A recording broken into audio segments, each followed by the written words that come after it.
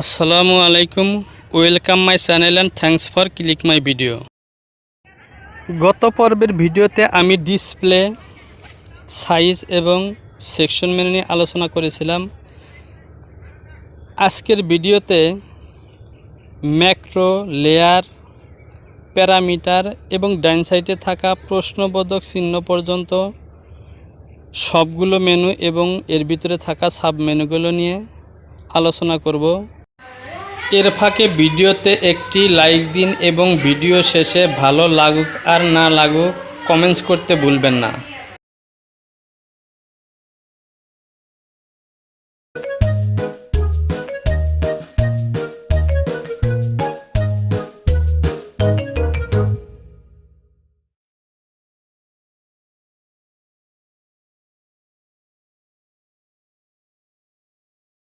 তো দেখুন, আমি ম্যাক্রো এবং লেয়ার এই মেনু দুটিকে সিলেকশন করেছি।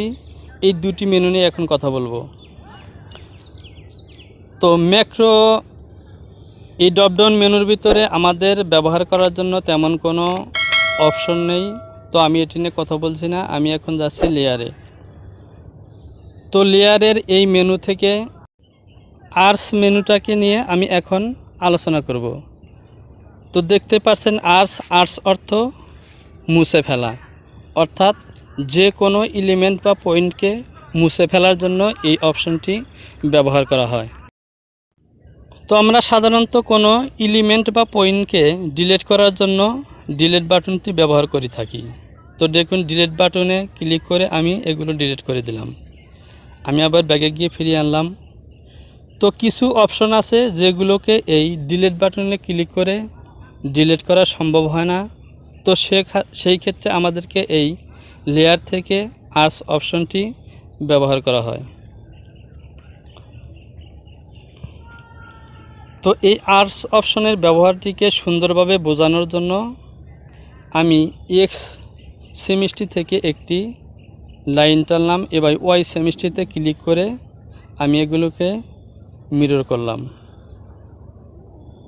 তো এখন যদি আমি ডিলিট বাটনে ক্লিক করে এই অংশটিকে ডিলিট করতে চাই তাহলে ডিলিট হবে না। দেখুন, আমি ডিলিট বাটনে ক্লিক করে এটিকে ডিলিট করার চেষ্টা করি, ডিলিট হচ্ছে না। এই অপশনটিকে ডিলিট করার জন্য আমাকে অবশ্যই লেয়ার প্যানেল থেকে আর্স অপশনটি ব্যবহার করতে হবে, অর্থাৎ এই অপশনটি দ্বারা যে কোনো পয়েন্ট বা এলিমেন্ট বা দাগকে মুছে ফেলা সম্ভব হয়। তো এরপরে যে বাটনটি আছে সেটি হলো প্যারামিটার। তো আমি এখন এই প্যারামিটারের অপশনটিকে নিয়ে আলোচনা করব। তো প্যারামিটার অপশনে আসার পর আমরা এই লাল দাগের মধ্যে সিলেক্ট করা এই দুটি অপশনকে আমরা ফলো করব। একটি হলো ইউনিট আর একটি হলো স্কেল। তো আমরা যখন কোনো কাজ নতুন শুরু করব তখন আমরা এই ইউনিট অপশনটিতে ঢুকে এখান থেকে আমরা যদি সিএমে কাজ করি তাহলে সিএম, আর যদি ইঞ্চি ইউনিটে কাজ করি তাহলে ইঞ্চির অপশন থেকে যে কোনো একটিকে সিলেক্ট করে দেব। তো এখানে সিএম এবং ইঞ্চির প্রত্যেকটি দেখেন আরও কয়েকটি করে অপশন আছে। আপনি যেটিতে কাজ করতে স্বাচ্ছন্দ্য বোধ করেন সেটি সিলেক্ট করে দিবেন। তো আপনারা যখন নতুন কোনো কাজ করতে আসবেন তখন অবশ্যই ফলো করবেন যে প্যারামিটার থেকে ইউনিট এবং নিচের এই স্কেল অপশন থেকে পার্সেন্টেজ অপশনটি সিলেক্ট করা আছে কিনা। এবার আমি আপনারা কোন ইউনিটে আছেন তা কিভাবে বুঝবেন তা দেখাচ্ছি। তো আমি এখান থেকে ইঞ্চ অপশনটি সিলেক্ট করে দিলাম। এখন যদি আমি আমার ফাইলের মধ্যে কোনো কাজ করি তো দেখেন ডাইন সাইডে উপরে ঘরে সিএম লেখা উঠেছে। আবার যদি আমি এখান থেকে ইঞ্চি ইউনিটটি সিলেক্ট করে দেই এবং এখান থেকে কোনো কাজ করি তাহলে এখানে ইঞ্চি সিলেকশন হবে। তো প্রিয় ব্রাউজার, আর আমি প্যারামিটার নিয়ে কোনো কথা বলতে যাচ্ছি না। এরপরে আমি যেই মেনুটি নিয়ে আলোচনা করব সেটি হলো কনফিগার। তো এখন আমি এই কনফিগার মেনুটি নিয়ে আলোচনা করব। এরপর আছে লিঙ্ক এবং আরেকটি প্রশ্নবোধক চিহ্ন আছে, এই অপশন দুটিকে নিয়েও আমি আলোচনা করব।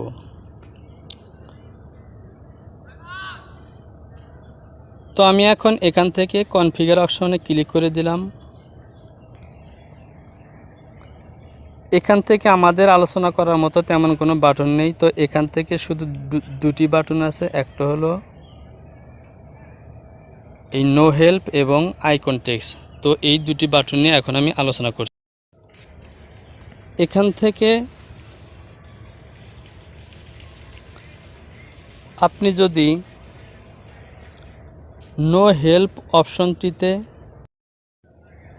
তো এই অপশন থেকে যদি আপনি এই মেনুটিতে টিক না দেন তাহলে মেসেজের মাধ্যমে ডিস্টার্ব করতে পারে। আর বাকি থাকে আইকন টেক্সট।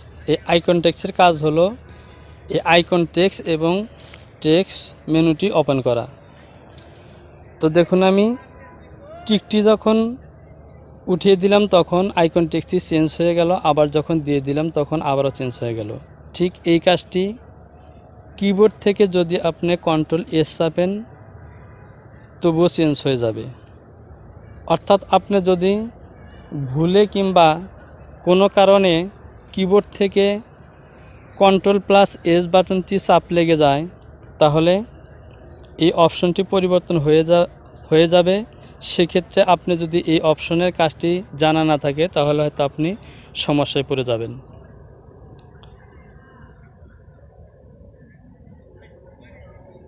এরপর আছে লিঙ্ক। তো লিঙ্ক মেনুতে আমাদের তেমন কোনো কাজ নাই। এখান থেকে আপনি মডারিস সম্পর্কে ক্লিক করে কিছু হেল্প নিতে পারেন। তো সেই ক্ষেত্রে ইন্টারনেট সংযোগ থাকতে হবে। এরপর আছে একটি প্রশ্নবোধক চিহ্ন। তো এই প্রশ্নবোধক চিহ্ন এখান থেকেও আপনি মডারিস সম্পর্কে হেল্প পাওয়ার জন্য ক্লিক করতে পারেন। তো দেখুন আমি ক্লিক করে দিলাম। এখান থেকে মডারিসের বিভিন্ন অপশন সম্পর্কে হেল্প সম্পর্কিত তথ্য দেওয়া আছে। তো এভাবে আপনি এই অপশন থেকে বিভিন্ন পয়েন্টে ক্লিক করে আপনি মডারিস সম্পর্কে হেল্প পেতে পারেন। তো এখান থেকে লক্ষ্য করুন রিশেপ মেনু এবং এর আইকন টেক্সটটি দেখানো হয়েছে। এমনিভাবে রিশেপ থেকে পয়েন্ট এবং মডিফিকেশন হাইলাইটস করে দেখানো হয়েছে। এভাবে বিভিন্ন বিষয়ে হেল্প নিতে পারেন।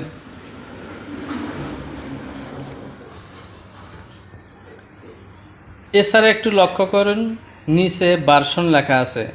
তো আমরা এখন এই ভার্সনে ক্লিক করে মডারিসের মডেল এবং ভার্সন নাম্বারটি আমরা দেখে নিব। তো এখানে দেখুন উপরে মডেল এবং এখানে ভার্সন দেওয়া আছে। তো এই ভার্সন নম্বরটি আমাদের অবশ্যই জানা থাকা উচিত, কারণ আপনি যদি কোথাও ইন্টারভিউ দিতে যান তো এক্সামিনার আপনাকে জিজ্ঞেস করতে পারে যে আপনি মডারেশন কোর ভার্সনে কাজ করেন। তাছাড়া ধরুন আপনি ইন্টারভিউ দিচ্ছেন, ওই মুহূর্তে এসে জিজ্ঞেস করলো যে আপনি যেই ভার্সনে কাজ করছেন এই মডারিসের ভার্সন নম্বরটি দেখান।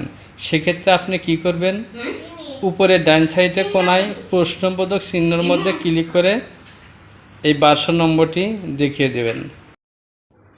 তো আমি আরও একবার বলে দিচ্ছি, যদি আপনার মডারিস ফাইলটি ওপেন থাকে তাহলে সরাসরি উপরে ডান সাইডে প্রশ্নবোধক চিহ্নের মধ্যে ক্লিক করে ভার্সন মেনুতে ক্লিক করবেন।